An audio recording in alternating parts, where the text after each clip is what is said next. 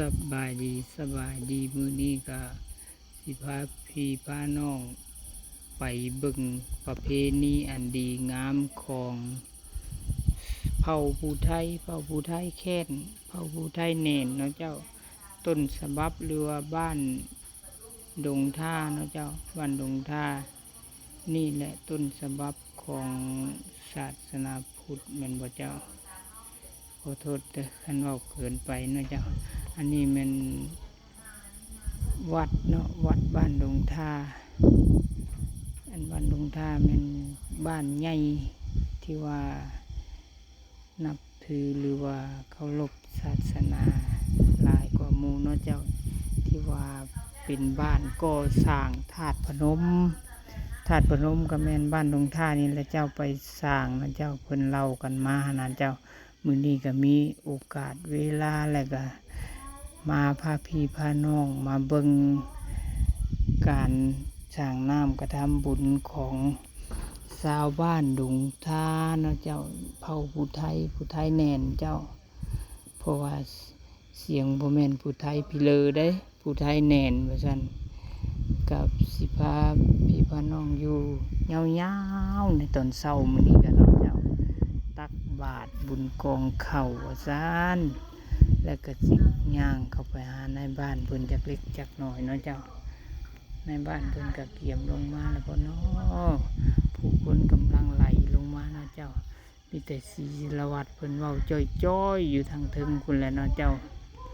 ถือว่าผู้คนกำลังไหลหลั่งไหลเข้ามาเนาะเจ้าก็สิมีการตักบาตรแล้วเนาะตอนเช้านี่เจ้าตักบาตรแล้วก็เป็นอันว่าจบพิธีเนาะเจ้าในการสร้างน้ำกระทำบุญของเผ่าผู้ไทยนี่ก็หลายเลยเนาะเจ้าวัดเพิ่นก็กว้างขวางสะอาดสะอ้านเลยเจ้าแล้วก็แบบธรรมชาติมีป่าหญ้าเนาะเจ้าบ่แม่นว่าสิเทดินนะเจ้ามันสิย่างยากว่าซ่านอันนี้ย่างบ่ได้เจ็บตีนนะเจ้านี่บริเวณของ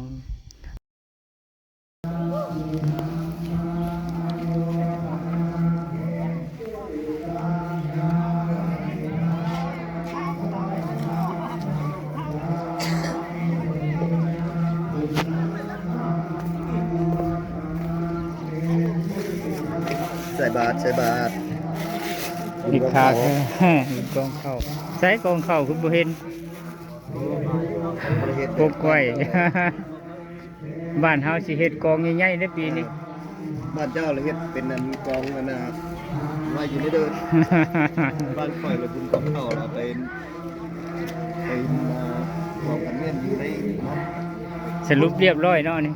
สรุปยอดเรียบร้อยวะคักแล้วมันมียอดให้เบิ่งเด้บ้านใดโบเท่าใดคือบ่เห็นลงเลยมื้อนะ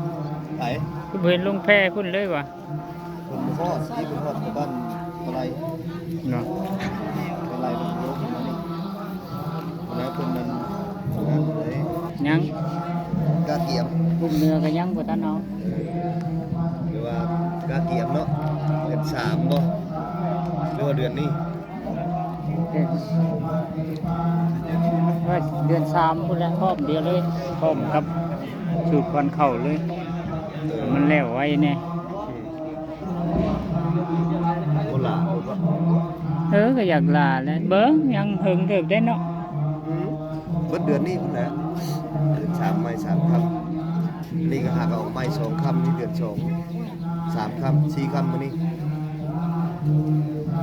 ไม่4ค่ำแล้วมื้อนี้ผู้สาวผู้นี้บ่ได้ไปเต้นบ่ทีมผู้สาวผู้นี้บ่ได้ไปเต้นบ่ในหนทางมันเต้นยังบ่ได้เลิกอยู่ขึ้นมาหนทางใส่หม้อสิขึ้นครัวเด้เฮ็ดหยังเขาเต้นยังบ่ทันได้เลิกว่าคืนนี้ตอนเฮาขึ้นมานี่ขึ้นเดือนปุ๊เขาเฮ็ดหยังเขาเลิกเมื่อแต่บุญเขาก็เต้นพุ่นต้อเปิดดอกไฟเวียดแม่นั่นก็อันนั้นฮะเต้นแล้วพวกกินเย็นจ้ะมันผู้สาวผู้นี้มันบ่ได้ไปบ่วะนี่ไปแล้ว ลูกเจ้าบ่ บ่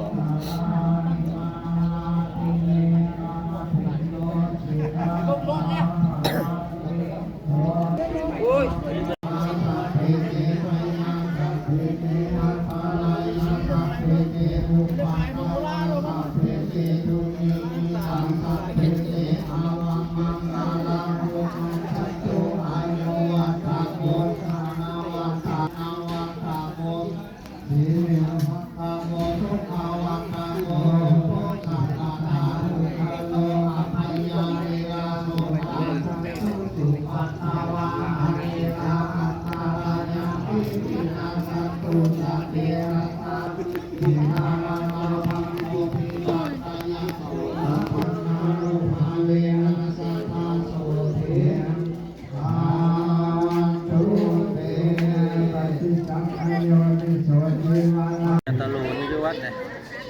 รุ่นดมเตรียมทาง งามมากวัดเพื่อนนั้นประตูปกนะหลักใต้เนาะ เป็นเฮ็ดไม้นี่